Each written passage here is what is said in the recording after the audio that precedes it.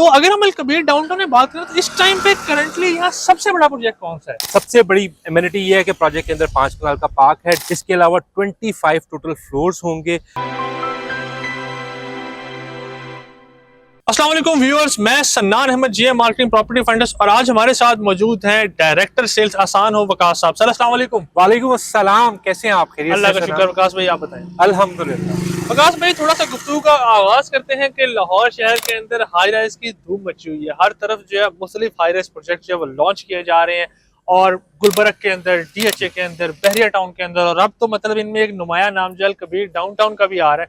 थोड़ा सा मैं गुफ्तगू का आगाज इस तरफ से करूंगा कि जब इतने सारे प्रोजेक्ट डिफरेंट लोकेशंस पे आ रहे हैं तो अल-कबीर डाउनटाउन वाई, मतलब क्यों जो है वो लोग इस तरफ आए? अच्छा जी, गुफ्तगू के आगाज में आपने सनान बेहतरीन सवाल किया है क्योंकि प्रोजेक्ट्स बहुत ज्यादा है और एक टाइम था जब गुलबर्ग सेंटर ऑफ सिटी कहा जाता था, वो डाउनटाउन था।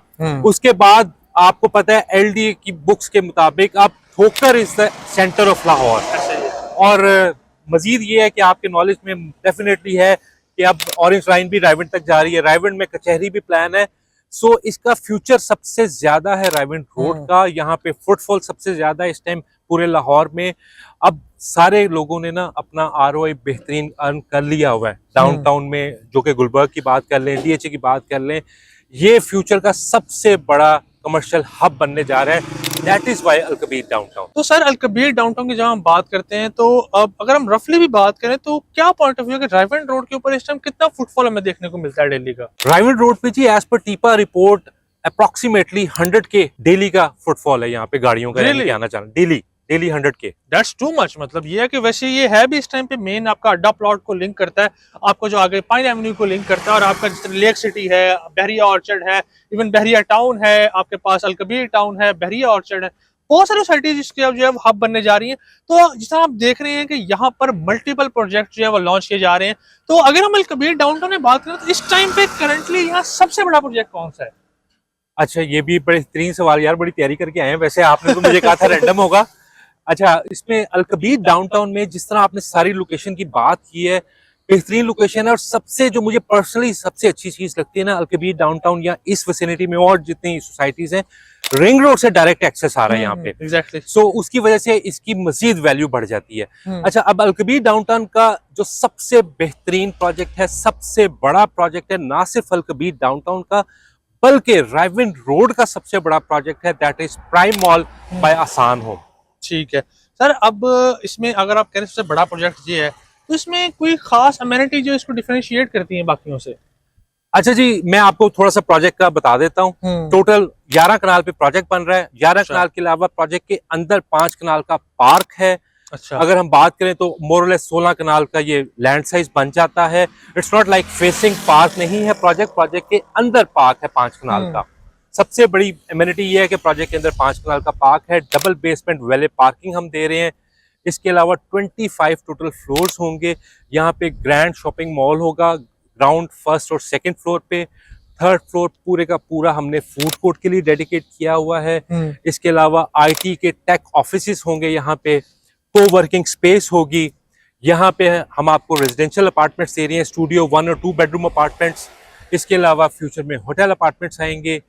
और लाहौर का पहला ऐसा प्रोजेक्ट है वर्टिकल में जहां पे पूरे का पूरा एक फ्लोर बाकायदा हॉस्पिटल के लिए डेडिकेट कर रहे हैं। हॉस्पिटल के लिए? एब्सोल्युटली हॉस्पिटल के लिए। तो आपने ये 11 कनाल का फ्लोर एक हॉस्पिटल के लिए, आपको बाहर जाने की जरूरत नहीं, इवन बाकी एरिया के लोग भी उसी बिल्डिंग के अंदर आया करेंगे। एब्सोल्युटली आएंगे। उस हॉस्पिटल में आपको रूम्स भी अवेलेबल होंगे, फार्मेसी भी होगी, डॉक्टर्स के क्लिनिक भी होंगे, ऑपरेशन थिएटर भी होगा, इमरजेंसी भी होगी, आईसीयू भी होगा।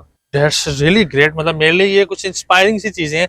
अच्छा सर, बात अब हम एक तरफ से हमने एक हाइव तो बना दी, लेकिन मेरा जो पॉइंट ऑफ कंसर्न है, जो कि मैं अपने तमाम क्लाइंट्स की तरफ से, तमाम दोस्तों की तरफ से सामने रखता हूँ, हर डेवलपर के सामने, कि डेवलपर जब प्रोजेक्ट लॉन्च करता है तब चीजों की हाइव, चीजों के मामला डिफरेंट होते हैं, लेकिन जब हम देखते हैं कंस्ट्रक्शन की बात करते हैं तो कंस्ट्रक्शन डिलेज में होती है, प्रोजेक्ट उस तरह डिलीवर नहीं हो रहे होते, अमाउंट स्टक होती है। इसका कोई सद्देबाब है इस मार्केट में? अच्छा, बड़ा वैलिड क्वेश्चन है जी। हर रियल एस्टेट का जो काम करने वाला बंदा है उसका अपने कस्टमर्स को लेके यही कंसर्न होना चाहिए जो आपका कंसर्न है। इसमें सबसे इंपॉर्टेंट चीज ये है कि हमने पाकिस्तान में पहला ऐसा पेमेंट प्लान इंट्रोड्यूस करवाया है जो कि कंस्ट्रक्शन ग्रोथ बेस है पेमेंट प्लान। अच्छा। उसमें आपके कस्टमर ने 10% से बुकिंग करनी है, उसके बाद 10% की अमाउंट पे करनी है जब हम डिगिंग कंप्लीट कर लेंगे, फिर 20% की अमाउंट पे करनी होगी at the time of possession. Remaining 60 जो अमाउंट है 60%, उसकी हमने 61% ईच के लिहाज से 60 हमने कंस्ट्रक्शन के गोल्स रखे हैं, अपने माइलस्टोन्स रखे हैं। अब आपका सवाल ये है कि जी उन माइलस्टोन्स का कस्टमर से क्या ताल्लुक? उन माइलस्टोन का कस्टमर से ये ताल्लुक है कि जैसे जैसे हम हर माइलस्टोन अचीव करेंगे वैसे वैसे कस्टमर 1% की पेमेंट करता जाएगा। मैं तो बात को बिल्कुल बखूबी समझ सकता हूँ, क्योंकि जब भी मैं खुद भी कंस्ट्रक्शन सर्विसेज हम लोगों को देते हैं जी, या मतलब खुद भी घर हमने बनवाए हैं, तो उसमें ये चीज बड़ी इंपॉर्टेंट होती है कि अक्सर जब किसी आप कॉन्ट्रैक्टर को काम दे रहे होते हैं तो हमने जो पेमेंट होती है वर्क डन बेस रखी होती है। इतना काम हो जाए इतनी पेमेंट कर देंगे। तो ये तो बिल्कुल अपना समझा अपना घर बनवा रहा है उस तरह बंदा पेमेंट कर रहा है। एग्जैक्टली। और इसमें यह है कि पहले हम अपना माइलस्टोन अचीव करेंगे, उसके बाद कस्टमर उस माइलस्टोन की सेटिस्फेक्शन करेगा पूरी तरह, फिर हमें पेमेंट करेगा। ऐसा नहीं है कि अगर फॉर एग्जांपल हमने राफ्ट करनी है या हमने स्लैब करनी है, कॉलम करने हैं, तो हम कह रहे हैं कि जी फड़ लो पा लेती है कि जी पैसे दे उसी स्लैब पानी। हम पहले स्लैब करेंगे कंप्लीट, उसके बाद कस्टमर को कहेंगे कि हमने ground floor, first floor, second floor जो सा भी हमने स्टेप अचीव कर लिया है, अब आप पेमेंट करें। तो व्यूअर्स, आसान होम सिर्फ नाम नहीं, एक काम का नाम है, क्योंकि जिस तरह का उनका नाम है उन्होंने उसी तरह का पेमेंट प्लान डिजाइन किया है कि आपके लिए आपका घर आपकी आसानी के मुताबिक, जिस तरह आप किस्तें अदा कर सकते हैं उसी तरह आपका घर आपको मिल जाएगा। अगर आप इस प्रोजेक्ट के अंदर अपार्टमेंट बुक करवाना चाहते हैं और इन तमाम सहूलियात से फायदा उठाना चाहते हैं तो स्क्रीन पर दिए गए नंबर पर आप मेरा रब्ता कर सकते हैं। आपने इंतजार बिल्कुल नहीं करना और मेरे भाई से प्राइम मॉल में बुकिंग के लिए जरूर रब्ता करना है।